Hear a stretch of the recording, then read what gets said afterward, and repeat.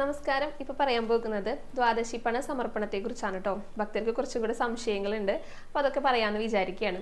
അതായത് ദ്വാദശി പണ സമർപ്പണം ഏത് സമയത്താണ് നടക്കുക? നമ്മൾ ജനറൽ ക്യൂവിൽ നിന്ന് കഴിഞ്ഞാൽ സമർപ്പിക്കാനായിട്ട് സാധിക്കുമോ? അതിന് പ്രത്യേക ക്യൂ സംവിധാനം ഉണ്ടോ? പിന്നെ ഈ പണം കിഴി കെട്ടിക്കൊണ്ടുവരണോ? എത്ര തുകയാണ് സമർപ്പിക്കേണ്ടത് എന്നൊക്കെയാണ് കേട്ടോ സംശയങ്ങൾ. അപ്പോൾ അതേക്കുറിച്ച് പറയാം. ദ്വാദശി പണ സമർപ്പണം നാളെയാണ് കേട്ടോ. അതായത് ഇന്ന് അർദ്ധരാത്രി മുതലേ ഭക്തർക്ക് സമർപ്പിച്ചു തുടങ്ങാം. കൂത്തമ്പലത്തിനകത്താണ് സമർപ്പിക്കുക. അതിന് പ്രത്യേക ക്യൂ ഉണ്ടായിരിക്കും. തെക്ക് ഭാഗത്തായിട്ട് ക്യൂ ഉണ്ടായിരിക്കും. ആ തെക്ക് ഭാഗത്ത് കൂവളത്തിന്റെ അടുത്തുള്ള വാതിലില്ലേ, അതിലൂടെയാണ് ഭക്തര് അകത്തേക്ക് പ്രവേശിക്കുക കേട്ടോ. എന്നിട്ട് കൂത്തമ്പലത്തിലെ ദ്വാദശി പണം സമർപ്പിച്ചതിന് ശേഷം പടിഞ്ഞാറേ ഗോപുര നട വഴിയാണ് ഭക്തര് പുറത്തേക്ക് ഇറങ്ങുക. അപ്പോൾ ഈ പണം സ്വീകരിക്കാനായിട്ട്, ഈ ദക്ഷിണ സ്വീകരിക്കാനായിട്ട് കൂത്തമ്പലത്തിൽ ഇരിക്കുന്നുണ്ടായിരിക്കുക മഹാബ്രാഹ്മണരാണ്. ഇരിങ്ങാലക്കുട, പെരുവനം, ശുഗപുരം ഗ്രാമങ്ങളിലുള്ള യാഗങ്ങൾ നടത്തിയിട്ട് ആ യാഗാഗ്നി കെടാതെ അവരുടെ ഗൃഹങ്ങളിൽ സൂക്ഷിക്കുന്ന ബ്രാഹ്മണരായിരിക്കും ഇരിക്കുന്നുണ്ടായിരിക്കുക. അങ്ങനെ സൂക്ഷിച്ചിട്ട് എല്ലാ ദിവസവും അദ്ദേഹം, ആ യാഗാധിപനും അദ്ദേഹത്തിൻ്റെ പത്നിയും എല്ലാ ദിവസവും അവിടെ ഒരു പൂജയൊക്കെ ചെയ്യേണ്ടതായിട്ടുണ്ട്.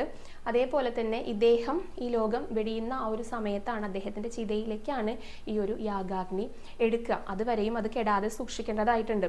അതേപോലെ തന്നെ ഇദ്ദേഹത്തിൻ്റെ പത്നിക്കോ ഒരുമിച്ചൊരു യാത്രയൊന്നും പോകാനായിട്ട് സാധിക്കില്ല. കാരണം ആ യാഗാഗ്നിയെ കെടാതെ സൂക്ഷിക്കേണ്ടതായിട്ടുണ്ടല്ലോ.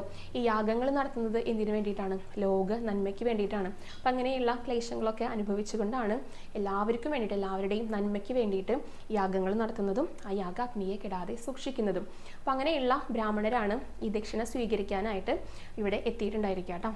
അപ്പം അങ്ങനെ സ്വീകരിച്ചിൽ നിന്ന് ഈ ദക്ഷിണയെ 4ആയി വിഭജിച്ചിട്ട് അതിലൊരു ഭാഗം ഗുരുവായൂരപ്പനുള്ളതാണ്, ബാക്കിയുള്ളതാണ് അവരെടുക്കുക. അപ്പോൾ അവരുടെ ഈ ഒരു എന്താ പറയുക, ഈ യാഗാഗ്നിയെ കെടാതെ സൂക്ഷിക്കാനുള്ള ഒരു കരുതൽ ധനമായിട്ടാണ് ഈ ദക്ഷിണയെ അവർക്ക് ഉപകരിക്കുന്നത്. ഇനി നമുക്കിത് എത്ര രൂപ വേണമെങ്കിലും സമർപ്പിക്കാം കേട്ടോ. അതെല്ലാം ഭക്തരുടെ ഇഷ്ടമാണ്. കിഴി കെട്ടിക്കൊണ്ടുവരണമെന്ന് യാതൊരുവിധ നിർബന്ധവും ഇല്ല. ഏകാദശി നോറ്റ് കഴിഞ്ഞാൽ ദാനം കൊടുക്കണം, അതാണ് കേട്ടോ ഉദ്ദേശിക്കുന്നത്.